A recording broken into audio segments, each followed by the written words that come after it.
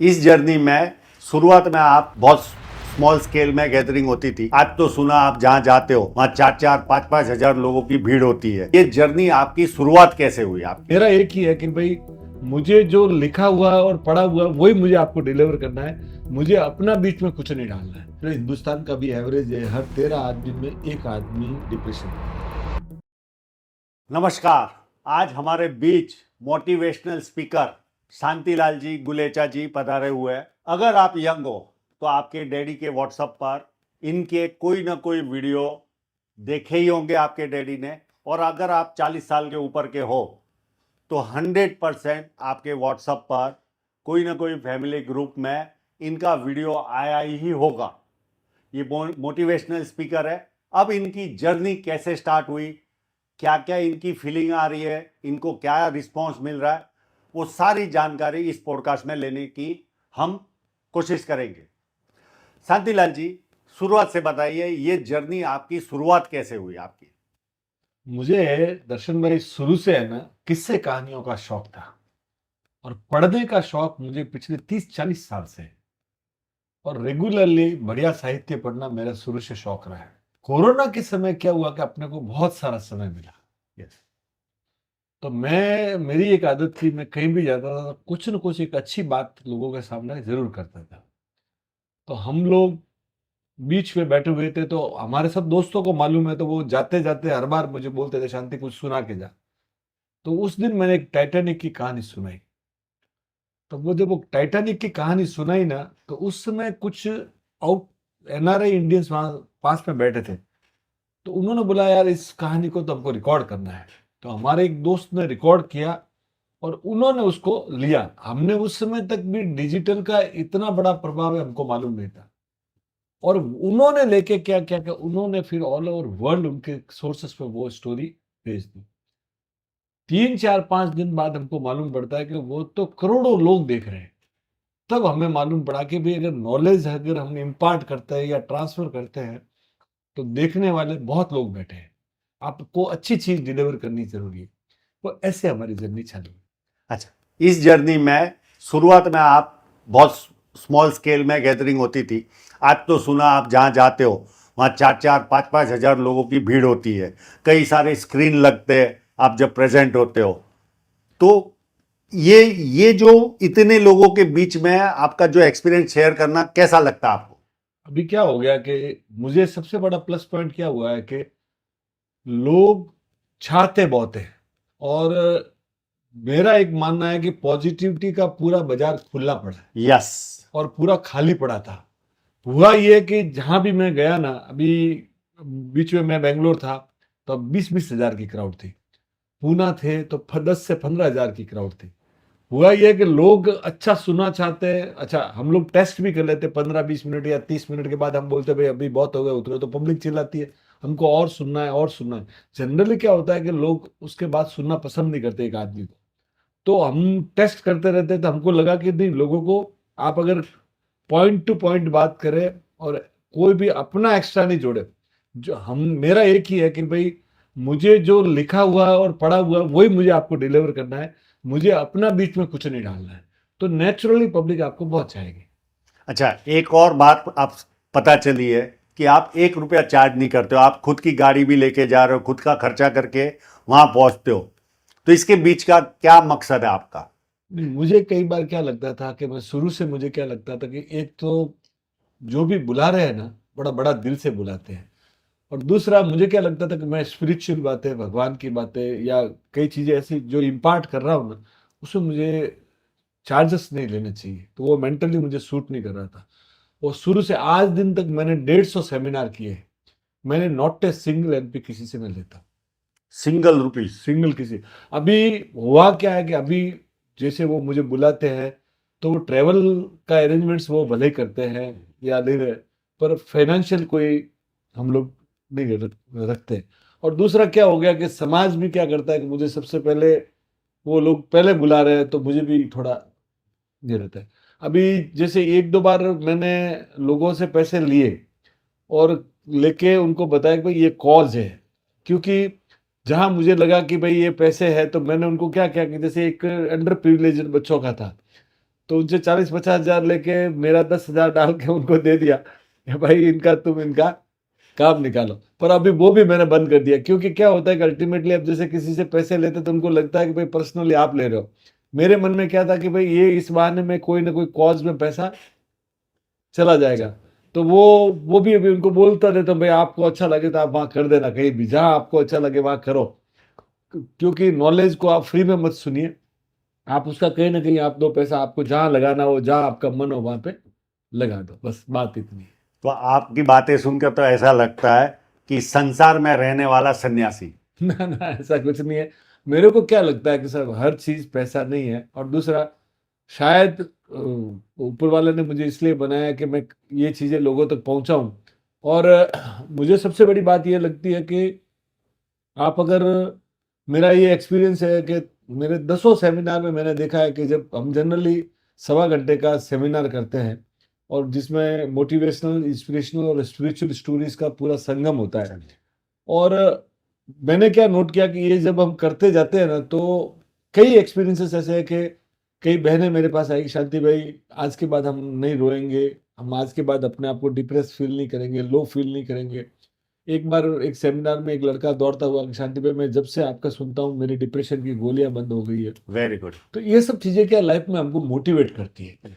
दूसरा क्या था कि मेरे मन में क्या रहता था कि हिंदुस्तान कहानियों का खजानों से भरा पड़ा है हमारे यहाँ, और मैंने लगभग 450 कहानियां की है। दर्शन जी, एक भी कहानी को मैं सेकंड टाइम रिपीट नहीं करता। एक बार जो कहानी कह दी वो कह दी। बहुत बड़ी कोई बात भी है। जगह मैंने वो स्टोरी नहीं बनाई पुरानी, मैं कहता ही नहीं। ये मेरा एक्सपीरियंस। तो सर आपकी कभी किताब लिखने की इच्छा जगती है? नहीं, मेरे को अभी क्या लग रहा है कि सर आप जितना डिजिटली लोगों तक पहुंच सके ना, क्योंकि मोबाइल, आप मानो या ना मानो, आज की डेट में आदमी 4 से 7 घंटा तक व्हाट्सअप देख रहा है। और आपके पास सबसे बढ़िया साधन अभी है ये डिजिटल क्रांति का सबसे बड़ा सतयुग है। इसमें देखिए साहब, अपने हाथ में औजार तो दे दिया है, अब आपके पास दोनों बातें हैं कि आप पॉजिटिव बातें करो या नेगेटिव बातें सुने। आप बच्चों को रोक तो नहीं सकते, तो इससे बढ़िया है कि आप जितना पॉजिटिव स्टोरीज डालेंगे, जितनी पॉजिटिव बातें करेंगे, उतना लोगों के माइंड के ऊपर असर होगा। और मेरी जितनी भी स्टोरीज होती है ना सर, वो लगभग लगभग 3.5 4 साढ़े 4 मिनट में स्टोरी कंप्लीट हो जाती है। क्योंकि आदमी का जो माइंड है वो 3 मिनट 17 सेकंड के बाद फिर सुनने का आदि नहीं। अच्छा, ये भी रिसर्च किया हुआ ये क्या? टेडेक्स का है अच्छा, कि 3 मिनट 17 मिनट के बाद आप जो भी बोलते हो अगला नहीं सुनता है। क्या बात कर रहा हूं। ये तो नई चीज पता चली। हाँ। आप और जितना शॉर्ट करते जाएंगे ना, उतना इफेक्टिव आपका ज्यादा रहेगा। तो ये जो आप मोटिवेशनल जो काम चालू किए हो, तो कई दुखी लोग भी आते होंगे जिनके जीवन में बहुत ज्यादा डिप्रेशन का शिकार है। तो ऐसे कभी कोई किस्से आए आपके पास? होता है सर, ये अपने हिंदुस्तान का भी एवरेज है, हर 13 आदमी में एक आदमी डिप्रेशन में है। और इसको आप पॉजिटिवली लीजिए कि इसको आप मेंटल हेल्थ के लिए बात कीजिए। हम लोग क्या इसको छिपा रहे हैं, हमको छिपाना नहीं चाहिए। ये एक तरह से जैसे डायबिटीज कैसी है या दूसरी बीमारियां कैसी है, वैसे ही एक मेंटल है।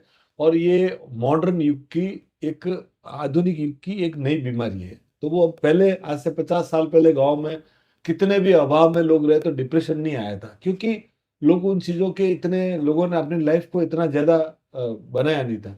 अभी लोग जो सुविधा ज्यादा बना रहे हैं तो उसका डिप्रेशन का भी आ रहा है। तो मेरे को क्या लग रहा है, अभी भी आप लाइफ को थोड़ा लाइट रखें, गिला शिकवा कम रखें, और जितना लाइफ को इजी रखेंगे उतनी आपकी लाइफ बढ़िया रहेगी। मेरे हिसाब से ये जो डिप्रेशन का कारण है, इस आमिष के रूप में मैंने जो रिसर्च पाया, मैं अपना एक्सपर्ट एडवाइस दे रहा हूँ। जब से हमने चांदी पहनना छोड़ा है, जब से चांदी पहनना हमने छोड़ा है, आप चले जाओ आज से 30 साल पहले, 40 साल पहले, आपके पुराने आभूषण आपको मम्मी पापा के मिलेंगे आपके घर में। कोई भी समाज होता था वो चांदी पहनता था, कोई भी समाज, चाहे वो बनिया समाज हो, चाहे ब्राह्मण समाज हो, किसान समाज हो, राजपूत समाज हो, कोई भी समाज हो, सब में चांदी पहनी जाती थी। जब से हम शहरीकरणों की, शहरी व्यवस्था में आया, हम सोने का ज़्यादा यूज़ करने लगे, गोल्ड का, चांदी पहनना छोड़ दिया। और ये कारण मुझे ज़्यादा लग रहा है। तो आपका मानना ये है कि सोना डिप्रेशन लाता है और चांदी यही ऐसा है नहीं, क्या? मैं सोने को डिप्रेशन नहीं बोलूंगा कि वो डिप्रेशन लाता है, पर चांदी कहीं ना कहीं हमारे मन को शांत करती है, ऐसा मेरा रिसर्च कहता है। रिसर्च करें तो आपके हिसाब से चांदी पहननी चाहिए आदमी को? या मेरे हिसाब से चांदी जब से हमने पहननी छोड़ी है तब से ये किस्से ज्यादा बढ़ रहे हैं। Okay okay.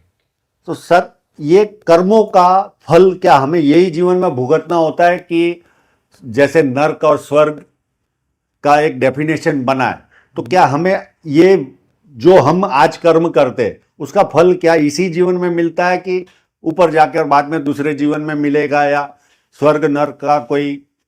मेरा जो कॉन्सेप्ट है कर्म का, मुझे क्या लगता है अभी कि मेरा एक एक्सपीरियंस है कि मैंने सोसाइटी को सिर्फ 5% दिया पिछले 5 साल में, और सोसाइटी ने मुझे 105% वापस रिटर्न दिया है। आपको 99% लोग ये कहते हुए मिल जाएंगे कि मैंने किया और मेरे साथ ऐसा हुआ और मैंने किया, और मेरे साथ उल्टा हुआ है।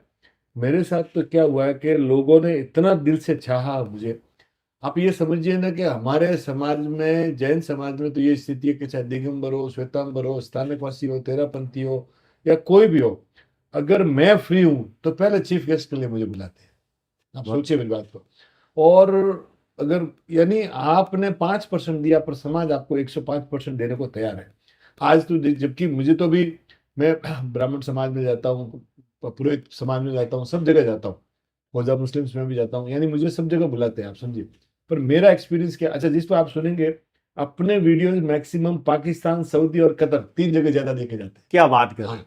मैं न्यूयॉर्क था, टाइम्स स्क्वायर में खड़ा था और 6 पाकिस्तानी आए, बोले शांति भाई आप इधर कैसे आ गए? अरे वाह। मैंने बोला ऐसा, तो फिर उन्होंने बोला कि शांति भाई आप ये कहानियां बंद मत करना, हम अपनी बहनों को, हमारी मेरी आपा को मैं कैलिफोर्निया भेजता हूँ, इधर भेजता हूँ। एक्चुअली क्या है साहब, हमने दर्शन भाई, आप, हम आम आदमी को, हमको, मेरा एक मानना है, निजी मेरी ये है कि हमको 2 चीज़ों से रिफ्रेन रहना चाहिए। एक तो हमें कभी भी, अगर हम डिजिटल में आ रहे हैं तो एक तो राजनीति के ऊपर में चर्चा कभी नहीं करनी चाहिए, और दूसरा धार्मिक चीज़ों के ऊपर ज़्यादा। क्योंकि हमारी आम जिंदगी में, आप सोचिए ना सर, हम जितनी बातें कर रहे हैं, हम 7 दिन बिना मंदिर के रह सकते हैं, बिना पूजा के रह सकते हैं, वो तो हो गया धर्म। पर 7 दिन बिना फ्रिज के, बिना मोबाइल के, बिना लाइट के नहीं रह सकते। इसका मतलब विज्ञान ज्यादा जरूरी है। तो इस युग में आप ज्यादा इन 2 चीजों को अगर नहीं टच करके अपने काम से काम रखेंगे ना, तो लोग भी बहुत एंजॉय करते हैं और आप भी एंजॉय करोगे। हम अपनी लक्ष्मण रेखा पार कर लेते हैं और अननेसेसरी टॉपिक्स जो हमारे विषय नहीं उसके ऊपर बोलना चालू करते हैं ना, तब ये सब लफड़ा चालू होता नहीं तो कर्म, मेरा एक सवाल था कि कर्म जो हम करते हैं है। उसका क्या फल इसी जीवन में मिलता है? देखो साहब, आपको अगर मानना, और मैं आपको एक एग्जांपल देता हूँ सर। 1892 में एक लड़का था, ये घटना है यूएस की। उसने अपने गर्लफ्रेंड को धोखा दे दिया। उसका भाई गुस्से में आया, ये रीडर्स डाइजेस्ट में आप जाएंगे ना, कि किस्सा रिकॉर्डेड है। तो उसने है ना, हेनरी नाम था उसका, उसने शूट किया। तो उसने सिर ऐसे घुमा दिया और गोली जाके लगी पीछे एक पेड़ के अंदर। ठीक है, जो जिसने गोली शूट की थी ना, उसको लगा कि मैंने हेनरी को मार दिया, तो उसने अपने आप को सुसाइड कर लिया। अच्छा। और उसकी सिस्टर ने धोखा दिया, तो सिस्टर ने जैसे सुना उसने भी अपने आप सुसाइड कर लिया। हेनरी, ये बात है 1893, और दो वापस 1912 आता है, 20 साल बाद। हेनरी को घर में फर्नीचर बनाना था, तो वो बोला मैं दूर कहाँ जाऊं, तो उसने डायनामिट लाके वही पेड़ के अंदर डायनामिट डाला, और आप सुन के ताज्जुब करेंगे सर, अंदर से गोली निकली और हेनरी को लगी और हेनरी मारा गया।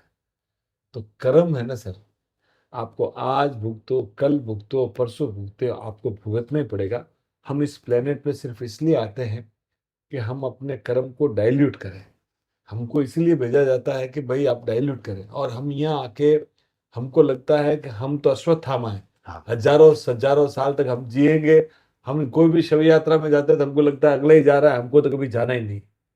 और जबकि होता ये है कि नेचुरली आपको कर्म का लेन देन तो करना ही पड़ेगा। इससे बेटर है, बहुत शॉर्ट जिंदगी है, 60-70 साल की, प्यार से गुजार लो, और जहाँ इतना इतना सब करने की कोई, आपको लगता होगा कि मैं बहुत ऊंचा, तो आप जितना लोगों के साथ कर रहे हैं ना सर, आप ये सोचिए ना, अगर आप 2 रुपये के चक्कर में 2 लाख का अपना नुकसान कर रहे हैं, तो मैं तो मानता हूँ कि 100% आदमी को इन चीजों से जितना दूर रहेगा उतना सुखी रहेगा। अभी आप फार्मेसी चैनल पर आए हो, तो भाग्य महान या व्यक्ति महान आपके हिसाब से? मेरे को क्या लगता है सर कि जैसे प्रारब्ध है, तो कुछ तो हमने जो कर्म किए हैं ना, तो वो हम वहां से कैरी ऑन करके आते हैं, तो उसको आप भाग्य के रूप में दे सकते हैं। पर भगवान हमको इसलिए भेजते हैं कि तुम कुछ ऐसे ही कर्म करो कि वो जो तुमने कर्म किए है ना, वो तुम्हारे डाइल्यूट हो जावे। तो इट्स ए बैलेंस। आपका, आपने जो प्रीवियस कर्म किए वो आपके प्रारब्ध में थे, पर भगवान ने आपको एक चांस दिया है कि आप यहाँ आके अपने कर्मों को डायलेट कीजिए। तो आप यहाँ आए हैं, तो जीवन में, दुनिया में ऐसा कोई व्यक्ति नहीं बना है जिसको भगवान ने अपने साथ कोई एमओयू नहीं किया है हाँ, कि तुमको 100% लाइफ ऐसी मिलेगी कि भाई तुम पूरा का पूरा हर चीज तुम्हारे साथ अच्छी ही होगी। आप दुनिया का एक एवरेज है, 800 करोड़ लोगों का एवरेज है कि आपको हर घर में 10 चीजें जो होती है ना, जैसे नुकसान होना, बीमार पड़ना, जल्दी मौत होना, उस 10 में से 2 हर आदमी के साथ होती है। आपको लगता होगा कि मेरे साथ हो रही है, कि ये पूरी दुनिया का एवरेज है। इसलिए इन चीजों को आप समझ के चलिए कि ये सब, और इसके साथ जितना बैलेंस बना के चलेंगे ना, उतना लाइफ अच्छी रहेगी। तो आप जब 20-20 हजार लोगों को संबोधन करते हो, तो कभी ऐसा मन में डर सा माहौल रहता है जब प्रोग्राम स्टार्ट होने वाला रहता है, थोड़ा सा अंदर ना नहीं, कुछ होता है ऐसा? मेरे को नहीं रहा। मेरे को शुरू से क्या रहा साहब, मेरे को मन में क्या रहा, मेरा एक सिक्स सेंस ये था कि मुझे भगवान ने इस काम के लिए भेजा है। आप समझे मेरी बात को, और ये काम मेरा। और दूसरा, जब इसमें दर्शन भाई ऐसा है कि मुझे मुझे मन में कोई लालच है ही नहीं, कोई चीज मुझे कुछ चाहिए ही नहीं है।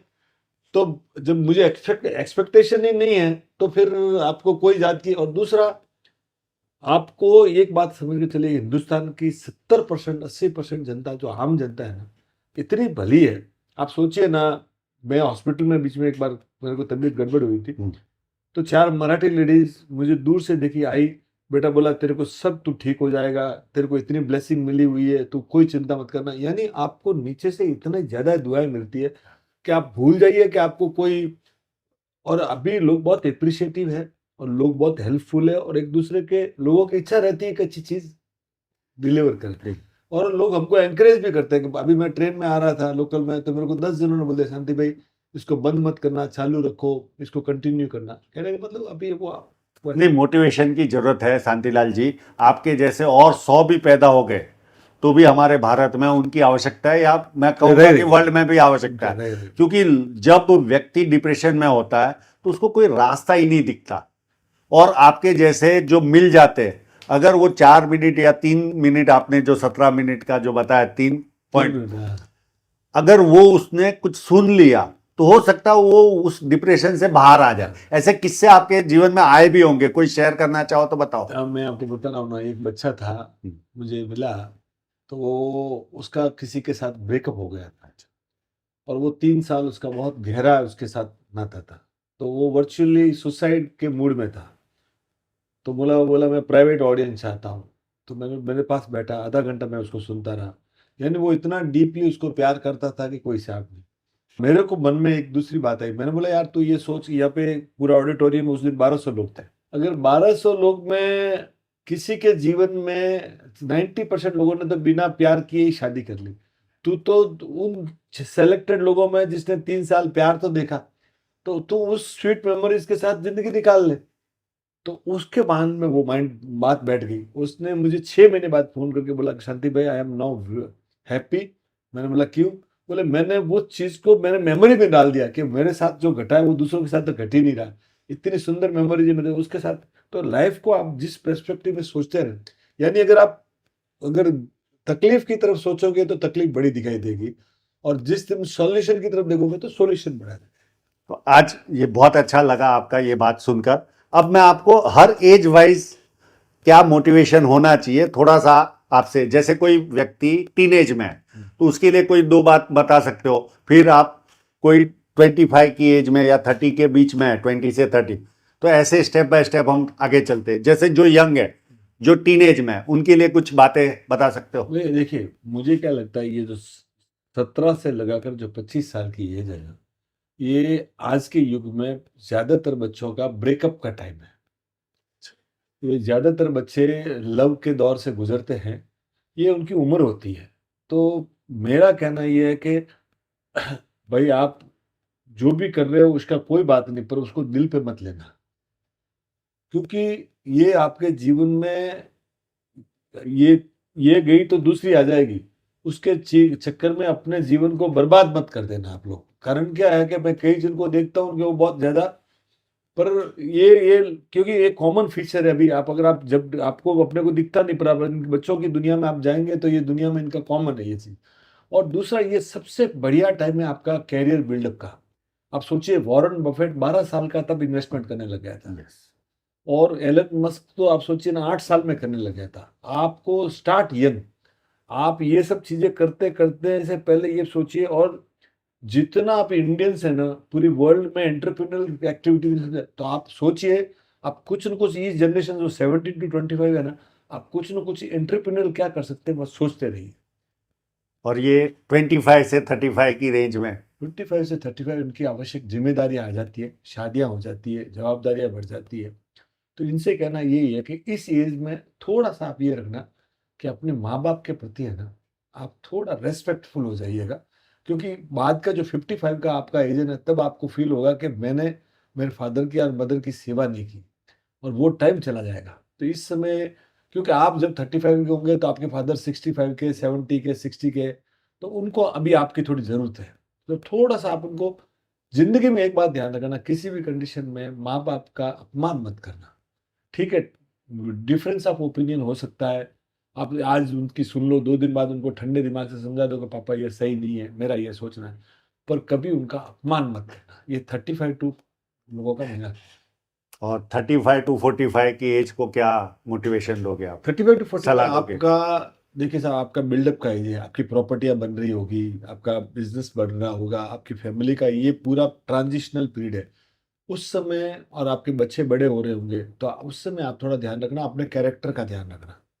क्योंकि अगर इस एज में आपने जो 17 और से 25 के बीच में जो गलतियां की ना, वो अब 35 से 45 के बीच में आप करेंगे ना, तो वो आपके बच्चों के लाइफ के ऊपर, और आपके लाइफ के ऊपर, और आपके फैमिली लाइफ के ऊपर भी इफेक्ट आ सकता है।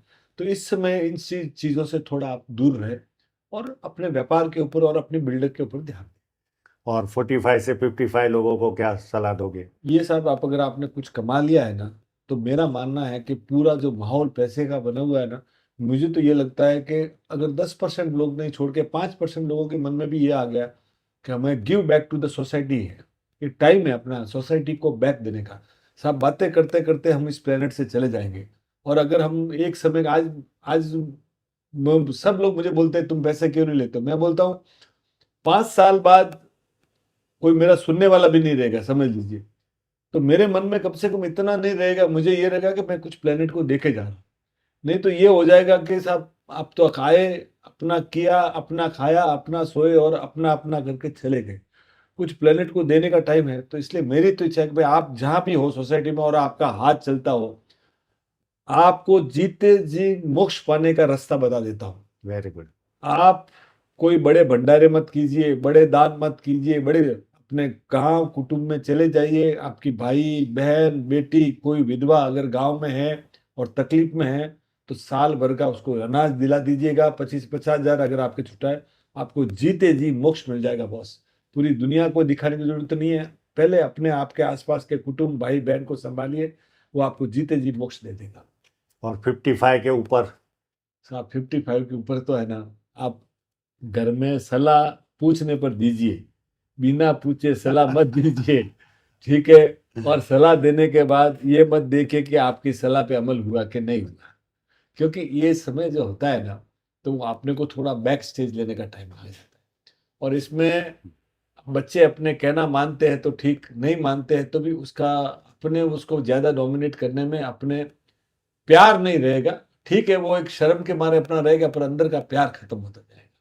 इसलिए इसमें, और दूसरा, अपने हम उम्र लोगों के साथ ज्यादा समय बिताइए। अभी नया स्टडी ये कहता है कि 60, मैं तो एक बात उल्टी बात बताता हूँ, जो नई जनरेशन है ना, उनको 60 साल के लोगों का एक्सपीरियंस अभी फायदा लेना चाहिए। क्यों?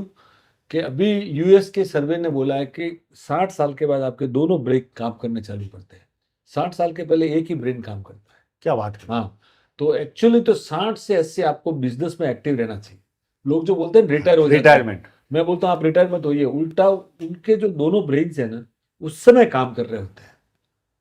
ये सर्वे, और हम लोगों ने क्या कर दिया कि जो एक्चुअली यूजफुल होने का समय आता है उस समय उसको रिटायर कर रहे हैं, क्योंकि उसके पास बैठे बैठे पैसे कमाने के तरीके 60 के बाद आते हैं। तो नई जनरेशन को तो उल्टा प्रैक्टिकली तो उनसे एडवाइस लेके अपना काम निकालना चाहिए, और सोसाइटी को भी, समाज में भी जो आज कुरीतियां हैं वगैरह है, तो बड़े बुजुर्गों को वो स्थान देके उनकी सलाह मान के इन कुरीतियों से निकलना चाहिए। और कई लोग बहुत नेगेटिव थ्योरी में चलते हैं, तो उनके बारे में आपका क्या बोलना है? बहुत सकारात्मक नहीं होते, यानी बहुत नेगेटिव चलते हैं। भाई, जिंदगी में सफलता के 3 सूत्र हैं। पहला, read a book daily 15 minutes. आप जिस फील्ड में भी है, जैसे आप पामिस्ट्री में है, आप किसी भी स्टेज पे चले, पर फिर भी आज मैं तो बोलता हूँ, आप 20 साल भी आपने पामिस्ट्री कर लिया ना, फिर भी शाम को आप पामिस्ट्री की किताब लेके आप 15 मिनट जरूर पढ़िए। तो 1 साल बाद आप एवरेज है ना, एवरेज 5400 मिनट पढ़ रहे होंगे, यानी 90 घंटा। और 3 साल बाद आप 270 घंटा होगा, तो आपका लेवल दूसरे पामिस्ट से एकदम अलग होगा। तो जैसे हर फील्ड में है ना, अब read a book daily for 15 minutes, जिस फील्ड के हो उस फील्ड के आप एक्सपर्ट हैं।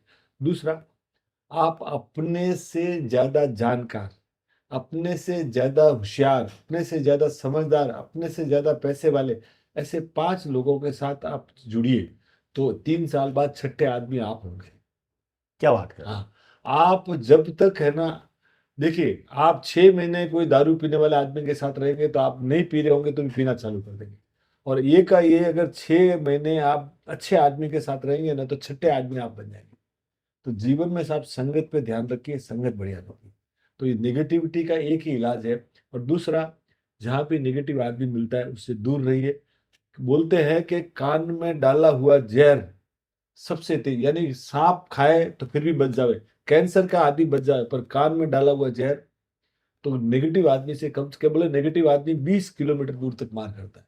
तो हो सके तो नेगेटिव आदमी से दूर रहिए। नहीं, ये तो हो गया दूरी रखना, हाँ, पर जो नेगेटिव सोच लेकर चलते हैं उनको क्या? नेगेटिव सोच, देखिए ऐसा, नेगेटिव सोच आपको कहीं नहीं लेके जाएगी।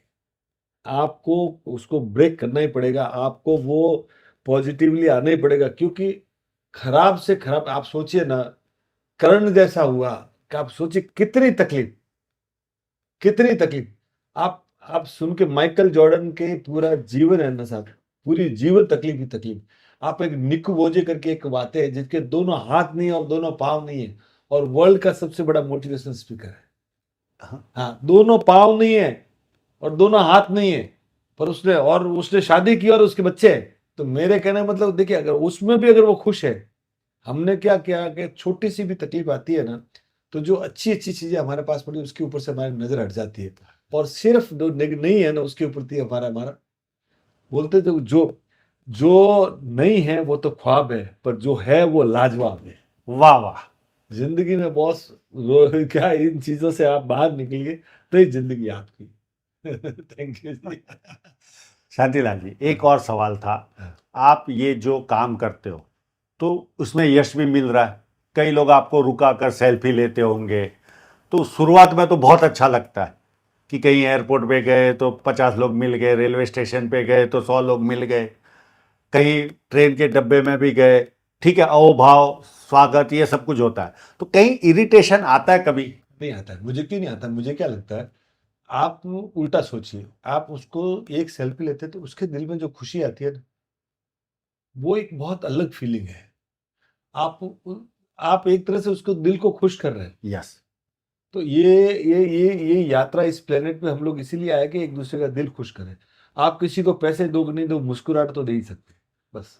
तो देखिए दोस्तों, आप ये पॉडकास्ट को शेयर कीजिए आपके डैडी के, अगर आप यंग हो तो आपके डैडी के व्हाट्सएप पर शांतिलाल जी का मोटिवेशनल कोई ना कोई वीडियो तो उन्होंने देखा ही होगा। इनके पास बैठो, मेरा एक्सपीरियंस बताता हूं, एक कम से कम 1100 किलोमीटर की जर्नी हमने साथ में की है। इतना समय कब निकल गया पता ही नहीं चला। इनके पास ज्ञान का भंडार है, इतनी कहानियां इनके पास, इतना मोटिवेशन मिलता है जिसकी हद नहीं, और ये चार्ज भी नहीं लेते। अच्छा, एक और सवाल पूछता हूं, अगर कोई, जैसे आज की डिजिटल मीडिया है, ठीक है, आप यहां पे फेमस हो, यूएस में फेमस हो, और हो सकता है कोई और व्यक्ति, कोई संस्था आपको बुलाना चाहे, तो कोई ईमेल आईडी या ऐसा कुछ दे सकते हैं हम हाँ, डिस्क्रिप्शन में? मेरा एक व्हाट्सएप ग्रुप है, उसमें लगभग 200 व्हाट्सएप ग्रुप हमारे हैं अलग। अच्छा। तो एक नंबर है 9821726329। इस नंबर पे जाके सिर्फ आप हाय भेजेंगे ना, तो हम आपको लिंक भेज देंगे, और वो लिंक आप अपने फैमिली ग्रुप और बच्चों के ग्रुप में जरूर डालिए, ताकि अननोइंगली उनके पास पॉजिटिविटी अपने आप चलती रहे, तो कि लोग, और हम एक पॉजिटिव पूरी मोमेंट को एक तरह से हवा दे सके। आशा रखता हूं आपको ये पॉडकास्ट पसंद आया एक होगा। बात और भी है, मैं दर्शन भाई आपको लिए बता देता हूँ। दर्शन भाई इतना बढ़िया पामिस्ट्री देखते हैं कि बहुत कम लोगों को इतना डीप नॉलेज है। तो ये भी एक तरह से देखिए, आप लोगों के लिए दर्शन भाई सवाल ये है कि एक सर्टेन एज के बाद हर आदमी को गाइडेंस चाहिए। सवाल पामिस्ट्री का, मैं पामिस्ट्री को क्या देखता हूँ कि भाई वो एक तरह से गाइड करता है यस, कि भाई आप इधर से ऐसा कर लीजिए, ये 6 महीना आपके लिए बहुत अच्छा है, ये 6 महीना आपको स्लो चलना है। हाँ, तो वो कम से कम अगले को गाइड हो जाता है। तो वो कोई अगर भाला चुपने वाला हो तो वो सुई के रूप में कन्वर्ट हो जाए, मेरा मानना है। यस, यस, ये अपना होता है, अपना नजरिया है, ये रोज का हमारा काम है। और हमारे प्रेमी आदमी है। थैंक यू जी, थैंक यू। तो आप ये पॉडकास्ट, आपने अगर यहाँ तक आ गए हो, तो ये पॉडकास्ट को आप यंग हो तो डैडी को जरूर शेयर करना, और अगर आप 40 के ऊपर के हो तो आपको ऐसे ही मजा आने वाला है। तो धन्यवाद, बहुत बहुत धन्यवाद।